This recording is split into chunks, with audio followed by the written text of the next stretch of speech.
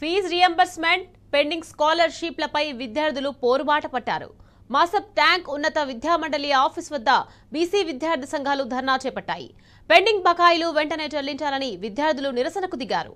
Pending స్కాలర్షిప్లు విడుదల చేయాలని డిమాండ్ చేస్తున్నారు.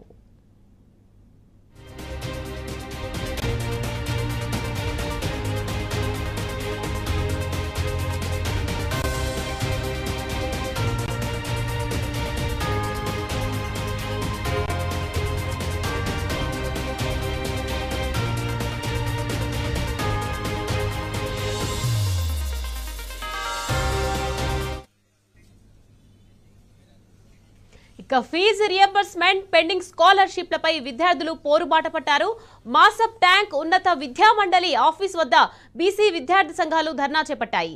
రైట్, ఇదే విషయానికి సంబంధించి మరింత సమాచారాన్ని మాసప్ ట్యాంక్ నుంచి మా ప్రతినిధి మహేష్ లైవ్ లో అందించేందుకు సిద్ధంగా ఉన్నారు.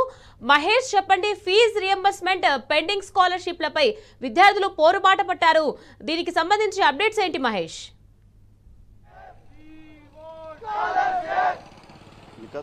పెండింగ్ ఫీజు రియంబర్స్మెంట్ సంబంధించి పెండింగ్ స్కాలర్షిప్లు వెంటనే విడుదల చేయాలని చెప్పి కూడా బీసీ విద్యార్థి సంఘాల ఆధ్వర్యంలో మాసప్లోని డిఎస్ఎస్ భవనం ముందు నిరసన కార్యక్రమం చేపట్టారు. పెద్ద ఎత్తున కూడా విద్యార్థులు కూడా హాజరై ఈ నిరసన కార్యక్రమంలో కూడా పాల్గొన్న పరిస్థితి కనిపిస్తుంది. ప్రస్తుతం మన విజువల్స్ లో చూడొచ్చు, పెద్ద ఎత్తున గత సంవత్సరం కాంగ్రెస్ ప్రభుత్వం ఏర్పడి 2 సంవత్సరాల నుంచి ఇప్పటివరకు దాదాపు 8,000 కోట్లకు పైగా పెండింగ్ ఫీజు రియంబర్స్మెంట్ ఉన్నాయి. అంతేకాకుండా స్కాలర్షిప్లు కూడా ఇవ్వట్లేదు. మరోవైపు ఆ ఫీజు రియంబర్స్మెంట్ రాక పలు కాలేజీలలో కూడా విద్యార్థులకు సంబంధించిన సర్టిఫికేట్లు కూడా ఇవ్వడం లేదని కూడా విద్యార్థులు పెద్ద ఎత్తున కూడా ఆందోళన చెందుతున్న పరిస్థితి కనిపిస్తుంది. ఈ నేపథ్యంలోనే మాసప్ ట్యాంక్ లోని డిఎస్ఎస్ భవనం నుండి కూడా పెద్ద ఎత్తున విద్యార్థులు ధర్నా కూడా చేపట్టిన పరిస్థితి కనిపిస్తా ఉంది. తమకు సంబంధించిన పెండింగ్ స్కాలర్షిప్లు వెంటనే విడుదల చేయడం కూడా వారు ప్రధానంగా రాష్ట్ర ప్రభుత్వం కూడా డిమాండ్ చేసిన పరిస్థితి కనిపిస్తాం. ప్రస్తుతం మనతో పాటు విద్యార్థి సంఘ నేతలు ఉన్నారు. వారిని అడగండి, చెప్పండి, ఈ రోజు ప్రధానంగా మీ డిమాండ్ ఏంది? రాష్ట్ర ప్రభుత్వాన్ని ఏం డిమాండ్ చేయబోతున్నారు? గత 3 సంవత్సరాలుగా పెండింగ్ 8,000 కోట్ల బకాయిలు చెల్లించకపోవడంతో కాలేజ్ యాజమాన్యాలు సర్టిఫికెట్లు ఇవ్వడం లేదు. విద్యార్థులు పాస్ అయినా కూడా ఉన్నత విద్యకు దూరం అవుతా ఉన్నారు. ఒకవైపు జాబులు వచ్చినా కోల్పోయే పరిస్థితి రాష్ట్రంలో ఉంది. ఈరోజు సర్టిఫికెట్లు కావాలని చెప్పి విద్యార్థులు అడుగుతా ఉంటే బాండ్ పేపర్లు రాసియండి, మీకు సర్టిఫికెట్లు ఇస్తామని కాలేజ్ యాజమాన్యాలు చెప్తా ఉన్నారు. ఒక పక్కన విద్యార్థులు, ఒక పక్కన తల్లిదండ్రులు అప్పులపాలు అవుతా ఉన్నారంటే దానికి ప్రధాన కారణం మా పిల్లలు కూడా ఉన్నతమైన విద్య చదవాలని చెప్పి ఒక పక్కన తల్లిదండ్రులు పుస్తకాలు తాడు అమ్ముకొని ఫీజులు కట్టే పరిస్థితి రాష్ట్రంలో ఉంది. ఈరోజు లిక్కర్కు ఒక శాఖ మంత్రి ఉన్నాడు కానీ విద్యకు ఒక శాఖ మంత్రి లేడు. రాష్ట్ర ప్రభుత్వం డిమాండ్ చేస్తా ఉన్నాం, హెచ్చరిస్తా ఉన్నాం. మీరు మూసి సుందరీకరణకి 1,50,000 కోట్లు కేటాయిస్తా అంటారు. ఎందుకు మేనిఫెస్టోలో పెట్టిరా? ఎవరైనా రిప్రజెంటేషన్ ఇచ్చిరా? కేవలం మీరు అవినీతి చేయడానికి, ఢిల్లీకి మూటలు పంపడానికి మీరు మూసి సుందరీకరణ చేస్తా ఉన్నారు. విద్యార్థులను గాలికి వదిలేసే పరిస్థితి రాష్ట్రంలో ఉంది. ఈరోజు ఢిల్లీకి దాదాపు 50 సార్లు పోయినారు, కానీ ఈ విద్యార్థులకు ఒరిగిందేమి లేదు, నిరుద్యోగులకు కూడా ఒరిగిందేమి లేదు. ఈ రోజు విద్యార్థులను గాలికి వదిలేసి విద్యాశాఖ మంత్రి లేడు, కొత్త వైన్ బాటిల్ తీసుకొస్తా ఉంటారు, కానీ విద్య పట్ల శ్రద్ధ లేదు రాష్ట్ర ప్రభుత్వానికి. ఈరోజు సంక్షేమ హాస్టల్ పరిస్థితి అయితే ఈరోజు స్కై ఓవర్లు కడతారు, ఫ్లైఓవర్లు కడతారు, ఎమ్మెల్యే క్యాంప్ ఆఫీస్ కడతారు, కలెక్టరేట్లు కడతారు, కానీ విద్యార్థి చదువుకునే కాలేజ్ హాస్టళ్లకు మాత్రం ఒక్కటి కూడా సొంత భవనాలు లేదు. అద్దె కట్టకపోతే ఖాళీ చేయండి అని చెప్పి ఓనర్ తాళాలు వేస్తా ఉన్నారు. విద్యార్థులు ఎక్కడ ఉంటారని చెప్పి కూడా రాష్ట్ర ప్రభుత్వాన్ని హెచ్చరిస్తా ఉన్నాం. ఈరోజు కమిషనర్ గారికి డిమాండ్ చేస్తా ఉన్నారు, మీరు పెండింగ్ ఉన్న బకాయిలు చెల్లించకపోతే మాత్రం విద్యార్థులు వచ్చి కమిషనరేట్ లోపల మీ రూమ్లోనే వసతి ఉంటారని చెప్పి కూడా కమిషనర్ గారిని హెచ్చరిస్తా ఉన్నాం. ఎందుకు విద్యార్థుల పట్ల ఇంత నిర్లక్ష్యత? ఎందుకు పిల్లలు చదువుకోద్దా, విద్యార్థులు చదువుకోద్దా? ఈ కాంగ్రెస్ ప్రభుత్వం ఏం చెప్పింది?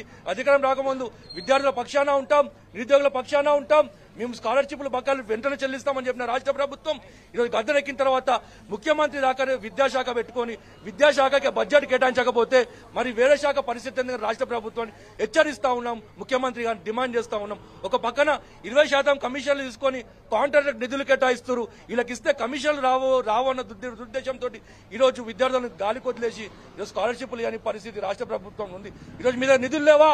నిధులు లేకపోతే ఎమ్మెల్యేలు జీతాలు ఆపండి, ఎమ్మెల్యేలు అలవెన్స్ ఆపండి, కానీ మా విద్యార్థులకు స్కాలర్షిప్లు ఇవ్వాలని రాష్ట్ర ముఖ్యమంత్రి గారు డిమాండ్ చేస్తా ఉన్నాం. ఈరోజు ఆర్ కృష్ణ గారి నేతృత్వంలో ఈరోజు శాంతియుతంగా చేస్తా ఉన్నాం, ప్రజాస్వామ్యబద్ధంగా చేస్తా ఉన్నాం.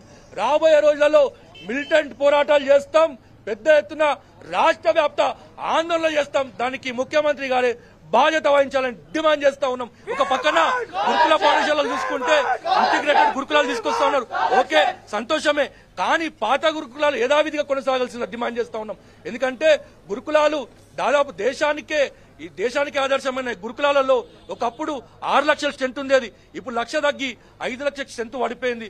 ఎప్పుడు ఏ విధంగా గురుకుల విద్యార్థులకి ఏ విధంగా ఎన్ని రకాలుగా ఒక పక్కన రేకులు పెచ్చులుడిపోయి చనిపోతా ఉన్నారు, పాములు కాటే చనిపోతా ఉన్నారు, ఎలుకలకి చనిపోతా ఉన్నారు. గురుకుల పాఠశాలకు కూడా సొంత భవనాలు కట్టాలి, నాణ్యమైన విద్య అందించాలి, మరి భోజనం కూడా మంచి క్వాలిటీ భోజనం పెట్టాలి.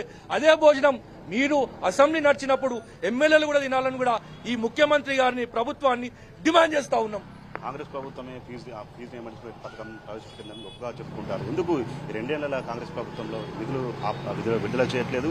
ఎందుకు బకాయిలు పెండింగ్ లో పెడుతున్నారు? ఇప్పుడు ఆనాటు ఆర్ కృష్ణ గారు 5 రోజులు ఆమరణ దీక్ష చేస్తే వైఎస్ రాజశేఖర రెడ్డి గారు కాంగ్రెస్ ప్రభుత్వం స్కాలర్షిప్లు ఫీజుల బకాయిలు ఫీజు రియంబర్స్మెంట్ అనే స్కీమ్ వచ్చింది. ఇప్పుడు ఈ కాంగ్రెస్ ప్రభుత్వం ఎట్లా అయిపోయిందంటే ఒక టమాటా లారీ కింద పడిపోతే ఏ విధంగా అయితే ఎవరికి తగినంత వారు దోచుకుంటారో కేవలం దోచుకునే దాని మీద ఉన్న శ్రద్ధ విద్యార్థుల స్కాలర్షిప్ల మీద లేదు. రాష్ట్ర ప్రభుత్వాన్ని హెచ్చరిస్తా ఉన్నాం, కాలేజ్ ఫీజుల బకాయిలు చెల్లించకపోతే మాత్రం ఎక్కడిదక్కడ మంత్రులను అడ్డుకుంటాం, ఎమ్మెల్యేలు అడ్డుకుంటాం, రాష్ట్రాన్ని అగ్నిగుండం చేస్తాం. మరో తెలంగాణ కోసం ఏ విధంగా అయితే మిలియన్ మార్చ్ చేశామో మరో తెలంగాణ విద్యార్థి ఉద్యమం మిలియన్ మార్చ్ రిపీట్ అవుతాం కూడా రాష్ట్ర ప్రభుత్వాన్ని అల్టిమేటం జారీ చేస్తా ఉన్నాం.